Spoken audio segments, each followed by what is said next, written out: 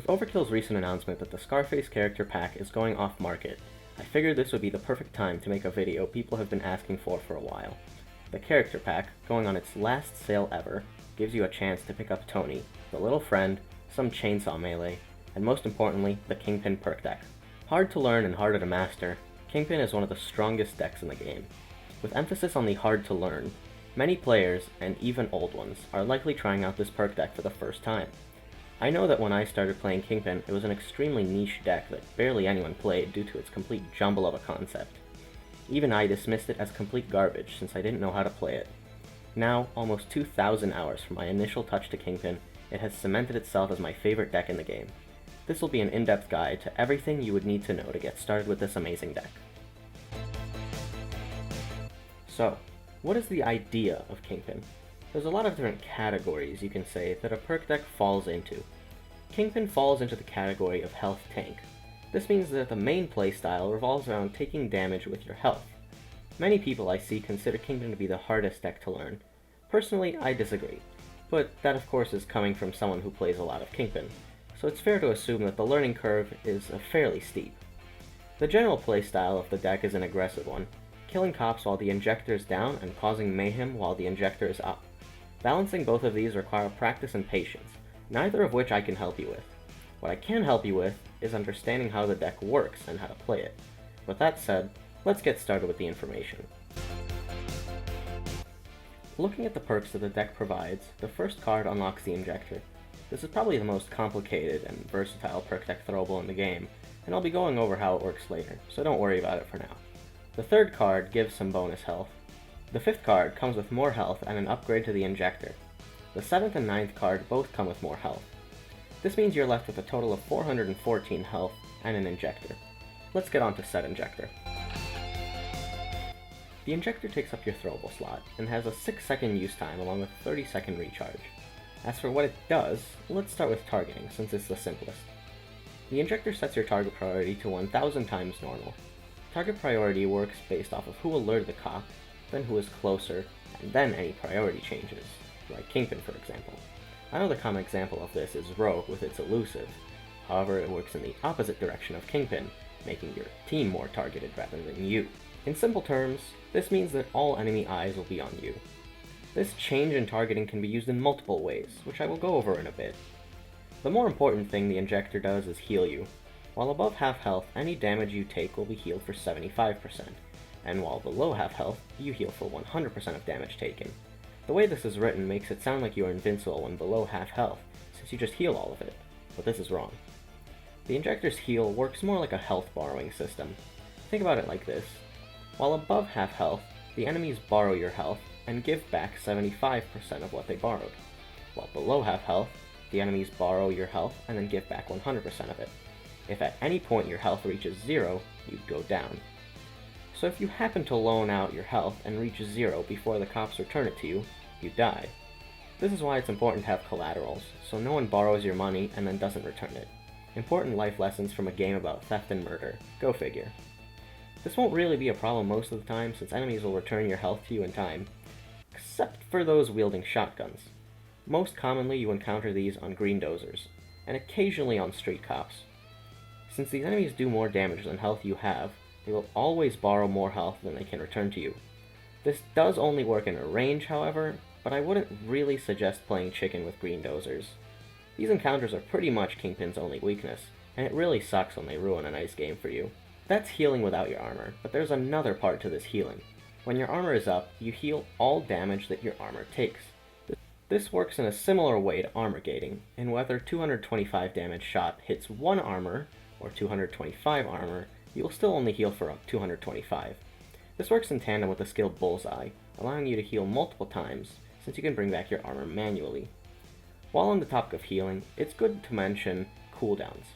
The Injector has a 30-second cooldown.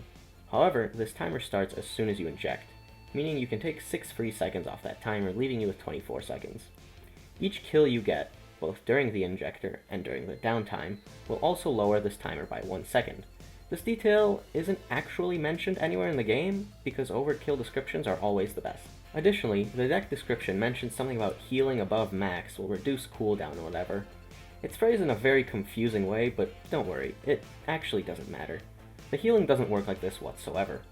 How it actually works is for every 50 health you heal from your armor, the timer is lowered by 1 second. Again, overkill descriptions really show themselves to be the best out there. You will still need to be at max health, but it just doesn't work the way that the deck description says it does. So here's an example scenario. You inject and your arm is broken by a heavy swat, healing you for 225. You activate Bullseye and get healed for another 225. 2 seconds pass and you activate Bullseye again, healing for once more. This can happen once more during the injection, and it may seem weird that it's not 3 activations but 2, since 6 divided by 2 is 3. But considering you need your armor broken in the first place, you can't get these 3 activations in. So these 3 heals, 1 from armor and 2 from Bullseye, will heal you for 875 health, which means your timer is reduced by a whopping 17 seconds. Combined with the 6 free seconds you get from the actual injector effect, you're left with 7 seconds before you can inject again. This doesn't happen often in-game, since you don't often inject just to shoot some dudes, but lowering the timer by about half is realistic for every injection. So what do you do during the injector effect? Well, there are a lot of uses.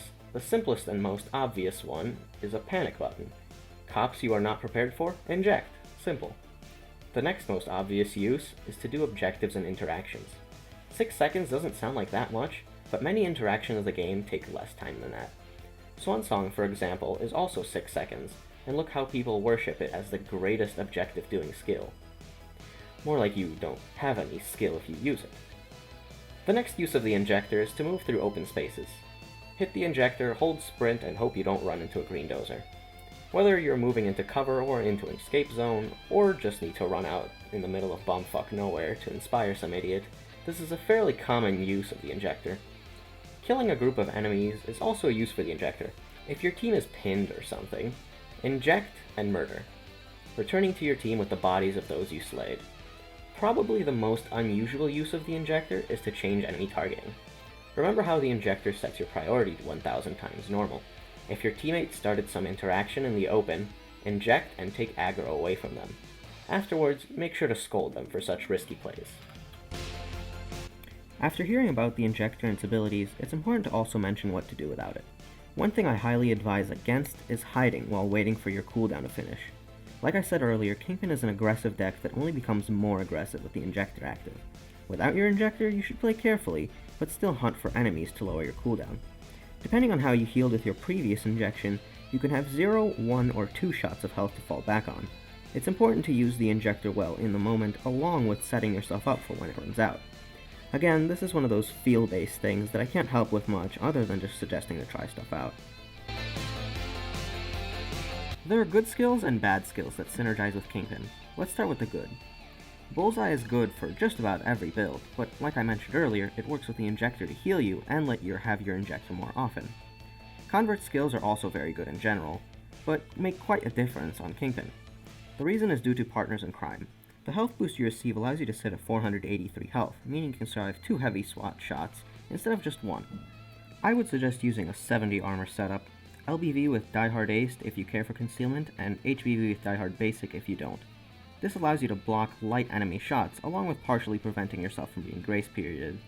If you don't know what that means, it's a mechanic in this game which allows you to not get double shot by lower damage, which increases survivability. It's not that important, but it still helps. The 70 armor setup also allows you to survive sniper shots easier than you normally would, due to how they deal damage through armor. A skill that is really good, but not technically required, is Hostage Taker. It allows you to passively regenerate your health. You can live just based off of armor healing, but it's hard and I wouldn't really recommend it. Some bad things you can do with Kingpin are using ICTV or using Frenzy. The ICTV is a huge point sink while not actually providing anything. It can't take 2 shots, it slows you down, and it can't really heal more than the other armor. Frenzy gives you more damage resistance at the cost of lowering your health to 30%. Yay for damage resistance, right? Nope. Frenzy effectively invalidates the injector. Remember that health borrowing explanation? You have now given yourself less health to loan out, and in fact, you can't even survive a single SWAT heavy shot. But if for some reason you wanted to play Kingpin without an injector, both ICTV and Frenzy will work to make you survive. Why would you want to do that? No idea, but you do you. Now that you know how Kingpin works, I hope you understand why shooting yourself with a compact launcher to heal is a bad idea.